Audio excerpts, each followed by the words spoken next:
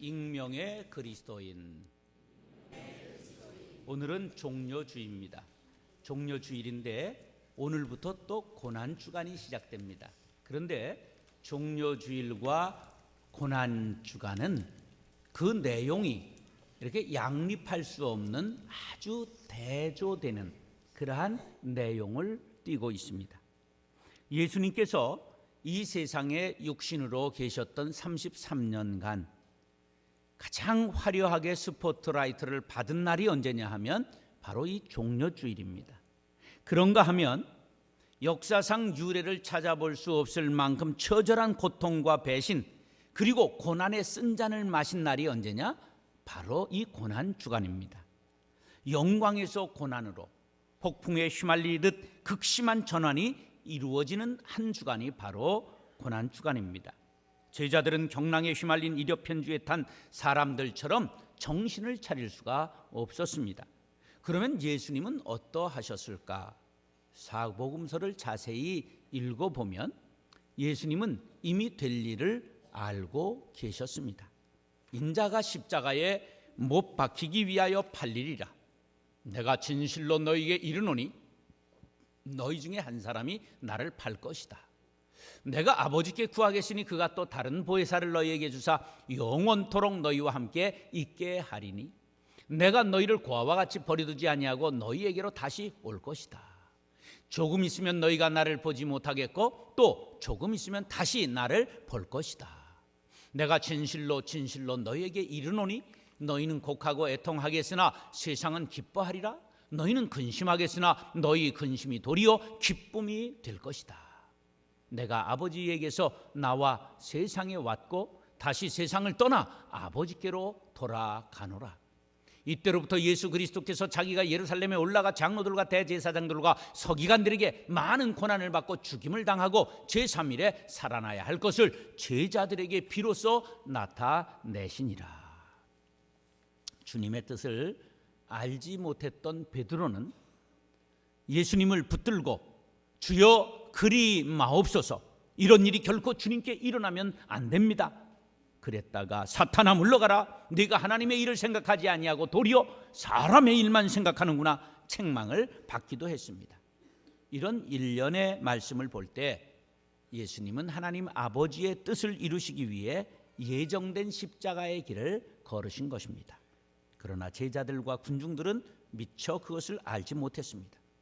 바로 오늘 예루살렘에 입성하시자 백성들은 손에 종려가지를 꺾어들고 환영했습니다.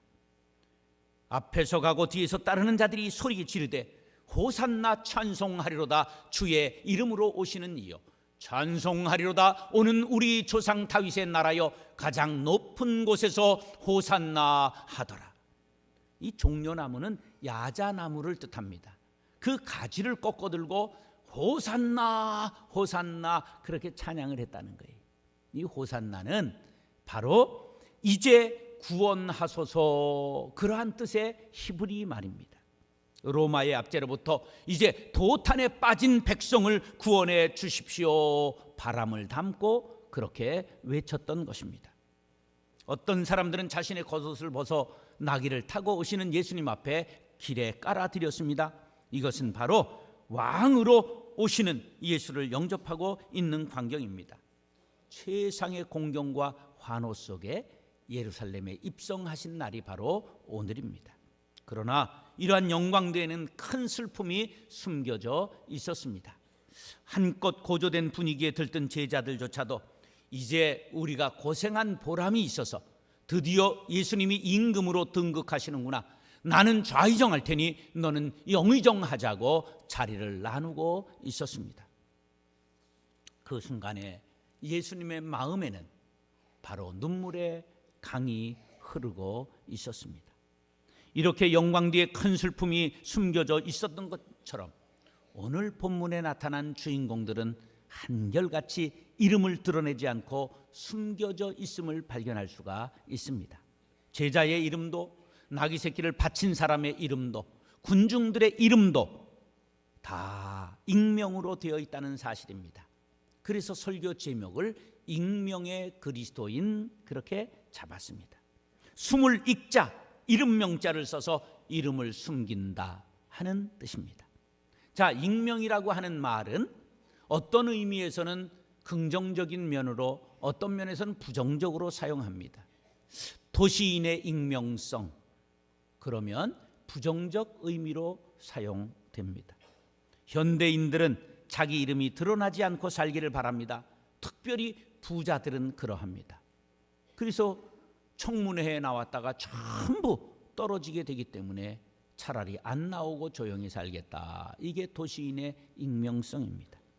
이효석은 계절이라는 소설에서 도시란 속속들이 비밀을 감추고 있는 음침한 굴이라고 표현했습니다.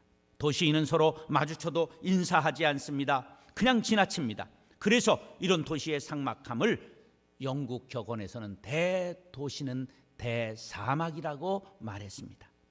그런 반면에 익명을 긍정적인 의미로 사용하는 경우가 있습니다.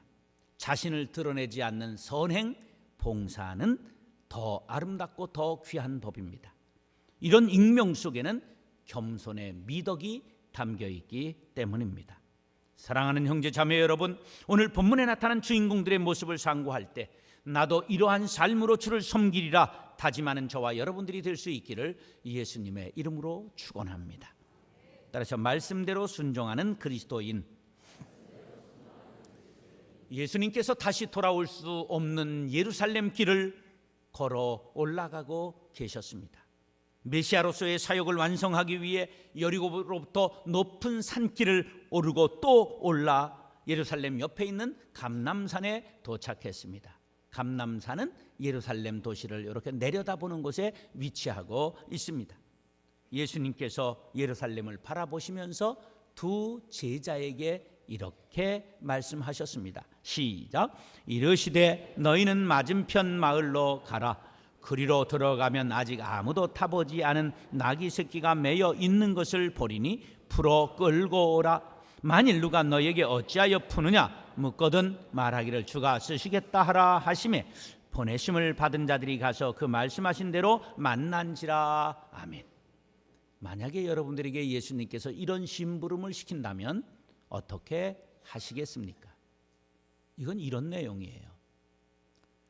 신도시 저 가운데 가면 외국인 자동차 파는 가게가 있는데 거기 가서 올해 신형으로 나온 모델 하나 그냥 아무 소리 하지 말고 끌고 나와라.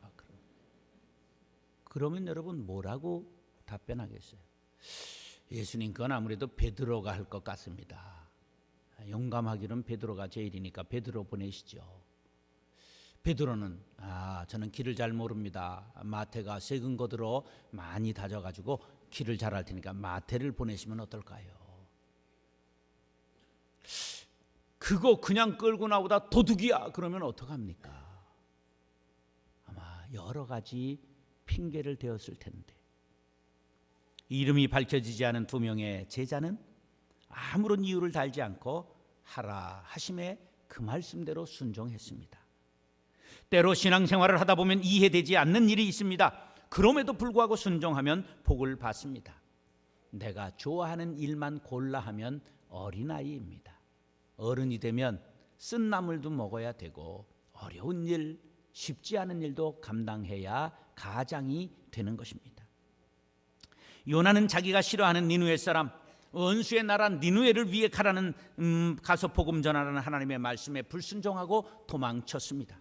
그리고 다시스로 가던 배는 풍랑을 만나게 됩니다. 불순종하는 인생의 뱃길에는 언제나 풍랑이 그칠 날이 없다는 것을 기억하시기 바랍니다. 사울 왕이 아말렉과 전쟁할 때 하나님께서 말씀하셨습니다. 내가 네게 승리를 안겨주리라. 승리하고 돌아올 때에 아말렉 사람을 하나도 남기지 않고 어른들은 물론이요 아이들까지로 전멸하라. 그리고 모든 짐승도 우양도 하나도 남기지 말고 죽여라. 그렇게 명령하셨습니다. 나아가 전쟁했는데 하나님이 약속하신 대로 승리했습니다.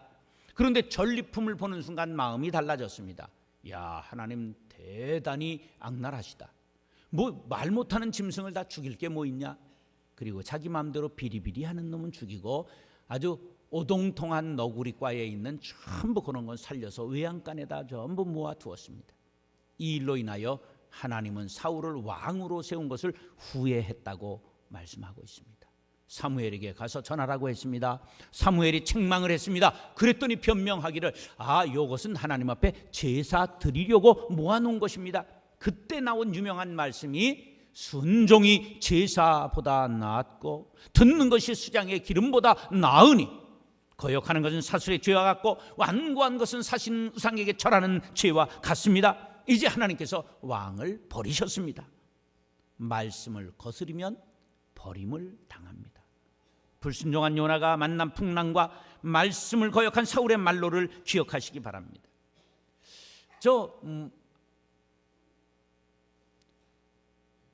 나아만이라고 하는 문둥병 걸린 장군이 용하다는 엘리사 선지자를 찾아왔습니다.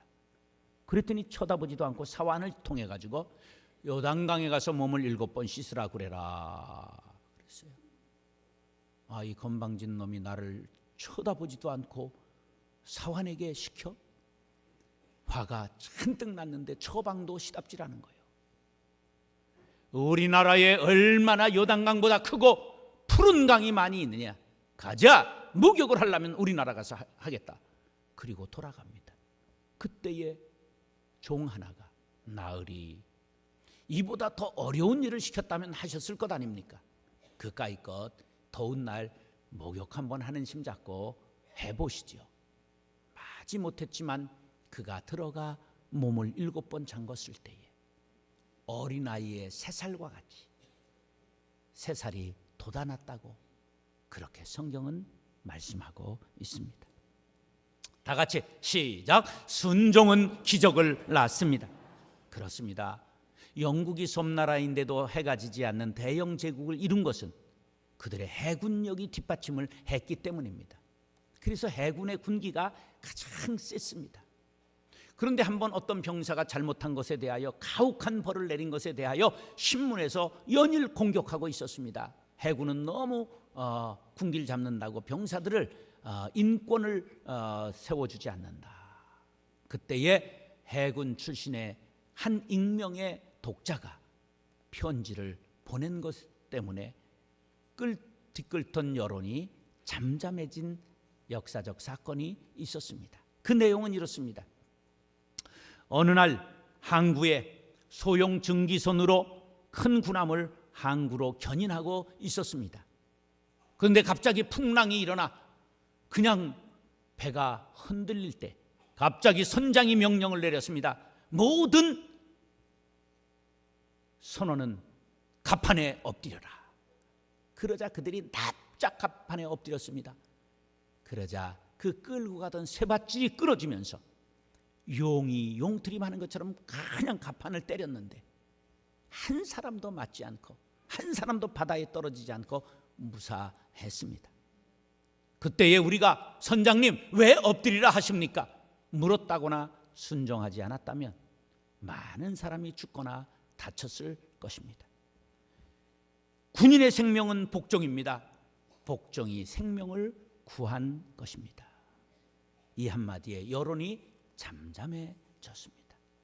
창세기 26장 4절로 5절 시작. 네 자손을 하늘의 별과 같이 번성하게 하며 이 모든 땅을 네 자손에게 주리니 네 자손으로 말미암아 천하 만민이 복을 받으리라.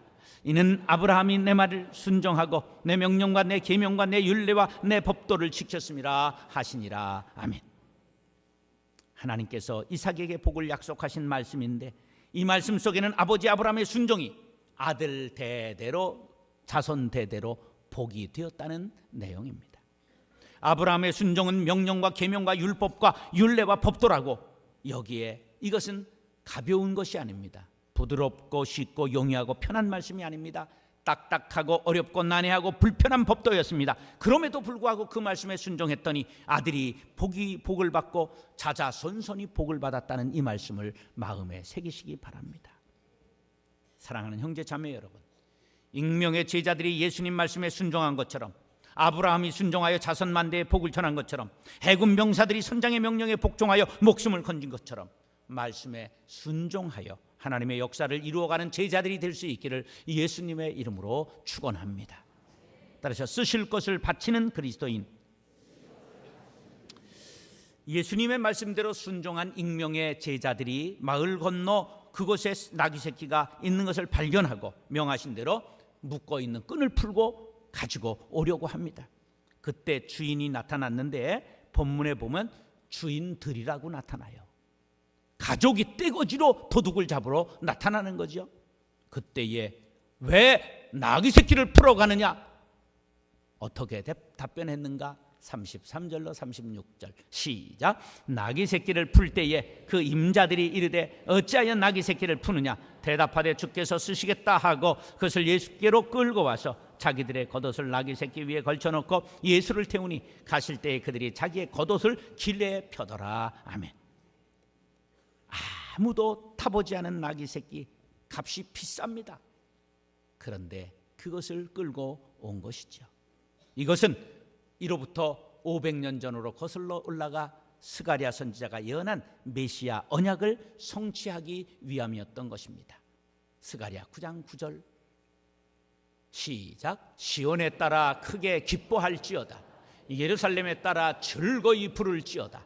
보라, 내 왕이 내게 오임하시나니 그는 공의로우시며 구원을 베푸시며 겸손하여서 나귀를 타시나니 나귀의 작은 것 곧 나귀의 새끼니라. 아멘. 이 말씀을 이루기 위함이었던 것입니다. 이제는 은연중에 자기의 메시아 되심을 말씀하셨던 예수님이 공개적으로 드러내고 있는 것입니다. 나귀 새끼를 타신 것은 겸손하시고 평화의 왕으로 오신 예수님, 순결한 제물이 되신 예수님을 드러내시는 것입니다. 이스라엘의 왕들은 전쟁 때는 백마를 타고 평화 시에는 나귀를 타고 순시를 했습니다. 그런데 예수님께서 나귀 중에서도 나귀 새끼를 타신 것은 바로 평화의 왕, 겸손하셔서 섬김의 왕으로 오신 것을 보여주신 것입니다. 예수님께서 나귀를 타시자 겉옷을 펼쳐서 사람들이 길에 깔아놓습니다. 왕에 대한 바로 경배의 전통입니다. 오늘 우리가 주가 쓰시겠다 할 때 자기의 귀한 재산인 나귀 새끼를 한 번도 타보지 않은 나귀 새끼를 아무 조건 없이 주께 바친 익명의 그리스도인에 대해 주목해야 합니다. 여러분은 과연 주가 쓰시겠다 할 때 가장 아끼던 것을 하나님 앞에, 우리 주님 앞에 드릴 수가 있습니까? 자기의 생명, 자기의 물질, 시간, 재능, 가장 귀한 것을 하나님 앞에 드릴 수 있습니까? 복음서에 나타난 기적 중에 가장 유명한 기적을 오병이어의 기적이라고 말합니다. 베세다 들녘에 예수님께서 말씀을 증거하실 때 은혜 받은 무리들이 해질녘이 되었는데도 떠날 줄을 모릅니다. 그들이 돌아가야 할 길은 멉니다. 예수님이 그들을 걱정하시고 제자들에게 너희가 먹을 것을 주어라 말씀하셨습니다. 그러자 제자들은 벌써 이 계산이 빨랐습니다. 예수님, 이들을 다 먹이려면 1,000만 원이 있어도 오히려 부족하겠습니다. 그때에 소년 하나가 오병이어의 도시락을 가지고 온 것입니다. 예수님이 축사하시고 떼어 나누어 주라 하시니 5,000명이 먹고도 12강주리가 남았더라. 할렐루야. 바로 보잘것 없어도 주님 앞에 드리면 기적이 일어납니다. 고든이라고 하는 선교사가 중국에서 빈민들을 위해서 아주 훌륭한 선교를 했기 때문에 중국 정부가 훈장을 주고 표창을 하려고 얘기를 했더니 나는 아무것도 한 것 없고 주님의 명을 따랐을 뿐입니다 하고 거절을 했어요. 그랬더니 중국 정부가 더 가상하게 생각하고 큰 금메달에다가 고든 선교사의 이름을 쓰고 뒷면에다 그가 행한 선행 33가지를 깨알과 같이 써서 그것을 금메달을 주었습니다. 그런데 시간이 가고 고든 선교사가 돌아가셨어요. 그런데 유품을 정리하다 보니까 금메달이 없어졌어요. 그런데 그 금메달이 어디에서 있다 하는 것을 누가 제보를 했어요. 이 메달을 팔아 배고픈 아이들을 위해 사용해 주십시오. 그리고 무명으로 편지와 함께 그 메달이 들어있었어요. 그 당시 고든의 일기를 보았더니 내가 이 세상에서 가치를 지녔다고 생각하는 궁극적이고 유일한 것은 오로지 내 자신이 주 예수 그리스도를 위하여 쓰임받는 것이다. 그리스도를 위해 쓰임받는 사람, 주를 위해 주가 쓰실 것을 바치는 사람에게 복이 임한다는 사실을 기억하시기 바랍니다. 빌립보서 4장 18절 19절 시작. 내게는 모든 것이 있고 또 풍부한지라 에바브로디도 편에 너희가 준 것을 받음으로 내가 풍족하니 이는 받으실 만한 향기로운 제물이요 하나님을 기쁘시게 한 것이라. 나의 하나님이 그리스도 예수 안에서 영광 가운데 그 풍성한 대로 너희 모든 쓸 것을 채우시리라. 아멘. 빌립보 교인들은 하나님 앞에 드리는 마음으로 사도 바울의 선교비를 되었고 옥바라지를 했습니다. 그들이 온전히 하나님께서 받으실 만한 향기로운 제물을 드렸다고 칭찬하면서 이 영광은 하나님께서 받으시고 하나님께서 하늘의 보물 창고를 여셔서 너희들에게 쓸 것을 풍성히 채우리라고 복으로 그들에게 축복하고 있는 내용입니다. 사랑하는 형제 자매 여러분, 주가 쓰시겠다 할 때 기꺼이 나귀 새끼를 드린 익명의 그리스도인처럼, 보리떡 5개와 물고기를 2마리를 드린 아이처럼, 고든 선교사처럼, 빌립보 교인들처럼 주님께 아낌없이 바치는 저와 여러분들이 될 수 있기를 예수님의 이름으로 축원합니다. 따라서 찬송을 드리는 그리스도인. 예수님께서 나귀를 타고 예루살렘에 입성하시자 무리들은 마치 예수님을 승리하고 개선하는 왕같이 맞이했습니다. 겉옷을 길 위에 펴고 환영했습니다. 그래서 예수님의 입성을 승리의 입성이라고 말합니다. 승리의 입성을 하는 왕과 장군을 환영하는 무리들은 개성가를 부릅니다. 무리들이 그렇게 찬양을 드렸습니다. 37절 38절 시작. 이미 감람산 내리막길에 가까이 오심에 제자의 온 무리가 자기들이 본 바 모든 능한 일로 인하여 기뻐하며 큰 소리로 하나님을 찬양하여 이르되 찬송하리로다. 주의 이름으로 오시는 왕이요 하늘에는 평화요 가장 높은 곳에는 영광이로다 하니.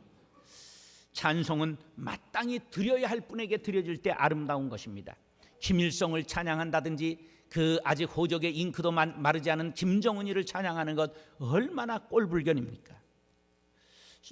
이렇게 우상에게 찬양을 드리는 것, 그런 것들은 어리석은 짓입니다. 마땅히 찬송받으실 하나님과 그의 아들 예수 그리스도에게 찬송을 드려야 합니다. 찬송을 드리는 그때 방해꾼들이 나타났습니다. 무리 중 어떤 바리새인들이 말하되 선생이여 당신의 제자들을 책망하소서. 예수님을 열렬히 찬송하며 환영하는 사람들을 보고 바리새인들이 매우 불쾌하게 여기고 노골적으로 사람들의 행동을 비방하고 예수님께 중지시킬 것을 요구하고 나선 것입니다. 사탄은 찬양하는 성도들의 입을 막고자 준동합니다. 찬양 속에 능력이 담겨 있는 것을 알기 때문입니다. 찬송할 때 상한 마음이 위로받고 귀신이 물러가며 옥문이 열리게 됨을 믿으시기 바랍니다. 그러므로 사탄은 찬양하는 마음을 시험합니다. 사탄에 억눌린 사람, 귀신 들린 사람은 찬송 소리를 들으면 괴로워 못 견딥니다. 그러나 하나님의 자녀들은 찬송을 들으면 기쁨이 넘치고 마음 문이 열립니다. 하나님께서는 이스라엘의 찬송 중에 거하시는 분이심을 믿으시기 바랍니다. 찬송을 방해하는 바리새인들을 향해 예수님께서 이렇게 외치셨습니다. 40절 시작. 대답하여 이르시되 내가 너희에게 말하노니 만일 이 사람들이 침묵하면 돌들이 소리 지르리라 하시니라. 아멘. 사람들이 메시아이신 예수님을 찬양하는 것은 마땅한 일이며 그 누구도 막을 수 없다는 단호한 선언이십니다. 이 말씀에 용기를 얻은 이름이 밝혀지지 않은 익명의 무리들이 더 소리 높여 주님을 찬송했던 것입니다. 호산나 호산나 다윗의 이름으로 오시는 왕이여 하늘에는 평화 가장 높은 곳에는 영광이로다. 아멘. 히브리서 13장 15절 시작. 그러므로 우리는 예수로 말미암아 항상 찬송의 제사를 하나님께 드리자. 이는 그 이름을 증언하는 입술의 열매니라. 아멘. 이스라엘의 찬송을 기뻐 받으시는 하나님께 날마다 찬미의 제사를 드리고 날 위에 십자가 지신 예수님을 날마다 숨쉬는 순간마다 찬양하는 성도님들 될 수 있기를 간절히 바랍니다. 나는 주를 위해 무엇을 드려야 할까요? 드릴 것 없어 이 몸 바칩니다. 그 은혜 감사에 일평생 찬미의 제사를 드리렵니다. 나도 이름 없이 빚도 없이 익명의 그리스도인으로 평생 주님을 섬기고 살겠습니다. 다짐하는 저와 여러분들이 될 수 있기를 예수님의 이름으로 축원합니다.